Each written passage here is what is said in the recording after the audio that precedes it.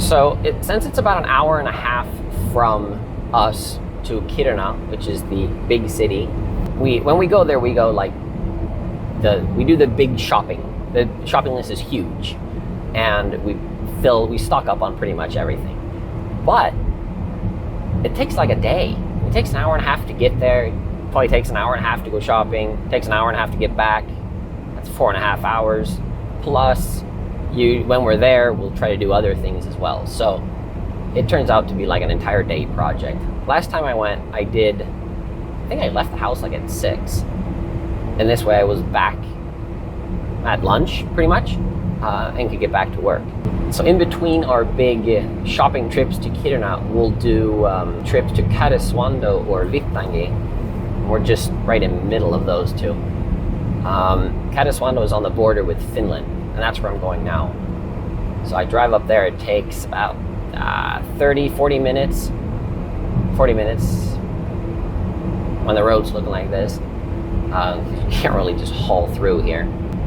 And then just kind of buy the necessities, milk, butter, bread, that kind of stuff. And then I'll be back at home and get back to work. It's about 9 a.m. Sun is not up yet, although it's light, which is interesting. I mean, the sun officially, I think, will rise in like 20 minutes. It feels like daytime for probably the last hour. Not really. From like 8:30. Yeah, from 8:30 or so, it gets light enough to almost call it day. And then the sun doesn't rise until probably 9:30, and it'll set again. I think the forecast yesterday was like at 1:30 p.m. and it'll be light till about 2:30 when I'm getting ready to get the kids from school. By the time I'm at school at 3 to pick them up, it's yesterday it was dark. I think it feels like it's nighttime. So it kind of throws everything off where it confuses the brain, confuses you, at least us. We're not used to it, so we got to keep track of what time it is so we don't start putting kids to bed at 4 p.m. just because it felt right. So the roads here, I guess they're plowed, or the snow is just kind of blown off because the cars have been on it. It's not really ice. It's not 100% ice. Probably somewhat slippery. And the funny thing here is, even during the summer when there's no snow on the road, I don't think there are any middle marker line things here, the white lines in the middle. They're yellow in the States, though, I think. We don't have those. Yet the speed limit here is 100 kilometers an hour. So what's that, 62 miles per hour, I think. And it takes a while to get used to driving 100 kilometers an hour when there's no snow. And then it takes some getting used to driving at 100K, meeting trucks like this. I actually turn off the cruise control and kind of slow down to do this. Because you're getting up kind of close to the trucks. They're blowing up snow, and it's hard to tell where the road ends, where the side of it is. We have these helpful orange poles that I think that actually mainly they're for the snowplow to know where the edge of the road is so that they plow all the way out to that. But there's always some snow out there, and I don't want to get stuck in that with one of my tires, and then that'll just kind of suck me out into the ditch and the trees. I avoid that. So, all right, I've done the shopping and cruising out from Karesuando, and the sun is just peeking above the little mountain. The sunrise might officially have been almost an hour ago. Sun's still not all the way up. We get amazing sunrises and sunsets just because there's the sun moves this way. It doesn't go up and down. It just goes across, a little bit up, a little bit down. So like the entire day is just one giant sunset or one giant sunrise. The other way around, I guess. Very pretty though. So I guess if you like sunrise or if you like watching the sunset, this is a good place to be at this time of year, because that's all you get. Get a sunrise for 2 hours that turns into a sunset for 2 hours, and then your day's over. You can go back to bed. It's also warmed up a little bit. It's minus 15 degrees Celsius instead of, it was minus 19 when we started going the other way. That's the lowest I saw it, at least in a little.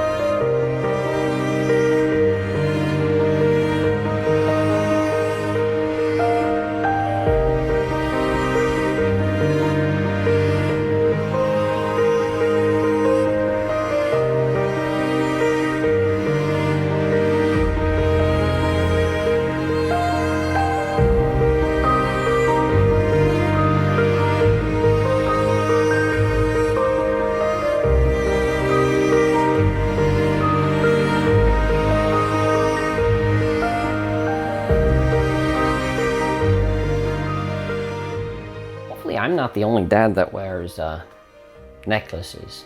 This was hung around my neck just a little bit ago. Estelle had made it this morning, I guess, so I wear it with pride.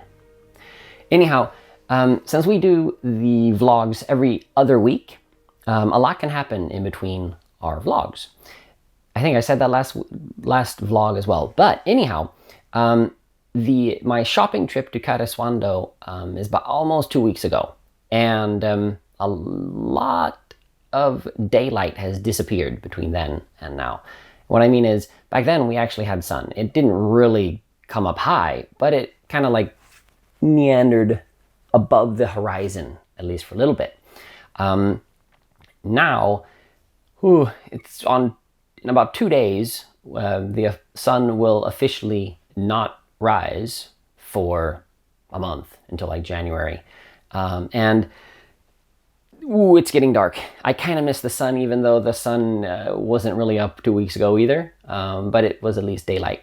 Now we kind of go from like sunrise to sunset, and the whole period in between is an hour or two, and it's going to be lower and lower and lower. And then on Tuesday, it's not technically going to be up. I think we're going to see a little bit of the sun, but we're not really going to have daylight in the way that most people, including us, consider what daylight should be. It'll be interesting. Now, the mornings are the easiest, because even though it's dark, you're getting up, you're getting out of bed, you're doing breakfast, you're hopefully excited for whatever you're doing that day, and then that's okay. The sun will, it's dark when I take the kids to school, but it's like, intuitively that the sun's going to come up sooner or later. In the afternoon, though, it's dark when we pick the kids back up, and that's kind of when it gets weird, trying to judge what time of day it is. Like a couple of days ago, we had gotten the kids, we're back home, and it's probably like, 3:30 or 4 p.m., and we're pretty sure that we should be eating dinner. Because that's just kind of what it felt like. And that kind of throws the scheduling off. So you have a couple of hours every afternoon where you're not really sure if it's bedtime or dinner or almost lunch. Don't know. But we're getting used to it, and it's going to get darker. And we're getting used to it, I guess. Speaking of taking the kids back and forth to school, now that we live in the little town that the school is actually in, we avoid driving to school. And if it's a storm, if it's like a windstorm and snow blowing sideways in your face, okay, we're probably going to be taking the car. But we bought 2 kick sleds, and I actually had to Google what it was in English. I've never used the word in English, kick sleds, although very similar to what they're called in Swedish, so I guess that makes sense. In Southern California, we don't have many kick sleds, so I had to figure that out. Anyhow, we got a bigger one for the adult-sized one, and then we have a smaller kick sled for the girls, and we kind of rotate around who sits on what, and we kick sled our way to school, which is actually kind of fun. If you'd have asked me a year ago how I would be taking the girls to school, using a kick sled is probably not on the list of ideas that I would have made up. But it's fun.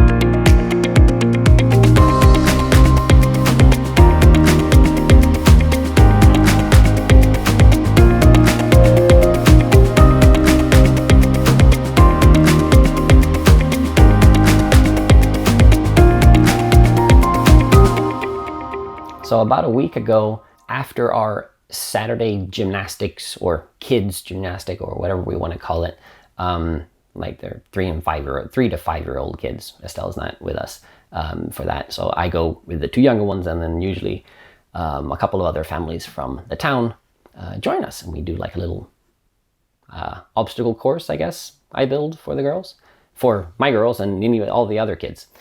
Anyhow, that's not really what I wanted to say. After that, on Saturday about a week ago, we gathered everybody up in the family. So Estelle and Erica joined us, and we drove out to Lake Tullusjärvi. Pronunciation. It's frozen, obviously. It's cold. It's actually frozen enough to drive a car on, because somebody took their car out and skidded around a little bit. So we know the ice is thick. Anyhow, we went out there on skates. The 3 girls have their ice skates. We thought that was great fun. We brought the little kick sled with us so I could bust around with that. We got there right before a snowstorm, so there was just ice when we arrived, and an hour later there was snow blowing around, and it was actually kind of cool because the girls could like stand up and float out their jacket. I don't know if you can see that, me doing all this and film, but anyhow, and catch the wind, right? And use themselves as a sail and wind skate. Not as fun going back, of course, when you have the wind in your face, but we did have a lot of fun.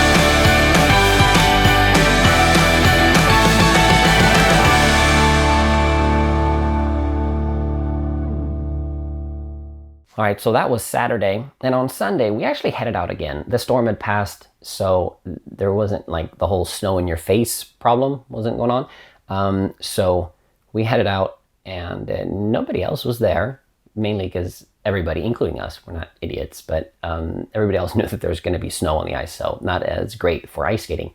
But our girls aren't going to be doing any cross-country ice skating anyway. It's not like we're going to cover the huge lake. So what we did was we went out anyway and used the kick sled to kind of plow up our own, like push it sideways, plow up our own ice skating rink. So there wasn't snow right where we were. And this time I brought the drone so I could play around a little bit with that as well. So we had 2 good days on a frozen lake ice skating in 1 weekend. Whoopee!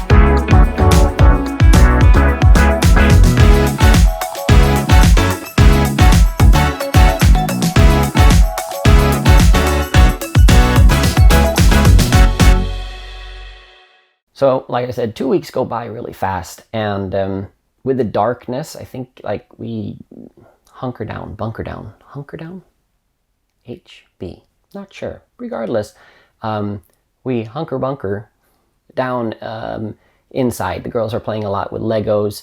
Erica and I, when the girls are at school, are focusing on our businesses and our projects, and we figured it's a good time to do that during, well, not only a worldwide pandemic, which kind of closes down any travel plans anyway, but also during an Arctic winter when it's dark and cold outside. It's a great time to be sitting inside and either learning new skills or building up whatever you're working on. So we've been doing that. However, whenever we have a chance, we make sure to spend time with, well, the kids outside, preferably, but every now and then we notice that they want to have like, what do we want to call it? Kid-parent time, where it's like just two. Erica and Estelle went out for a walk a couple of days ago, or probably now a week ago. Like I said, time flies. And it's fun to see when you have just one kid and you can talk to them and you can kind of, well, spend more time with them and more quality time. So we try to do that as much as possible as well. We do have 3 kids though, so we can't do that every afternoon. That'd be fun though.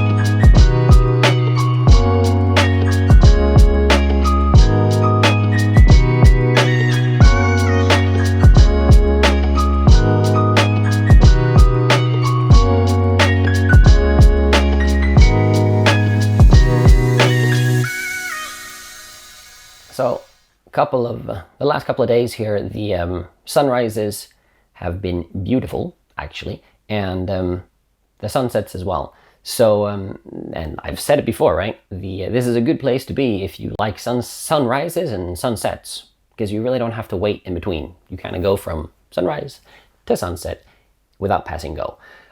So a couple of days ago, I was kind of watching this from inside and going, oh, wow, this is really pretty. So I had to send the drone up and see if I could catch that. And I need to get better at really trying to catch the whole beautifulness, the beauty of it. That's how you say it.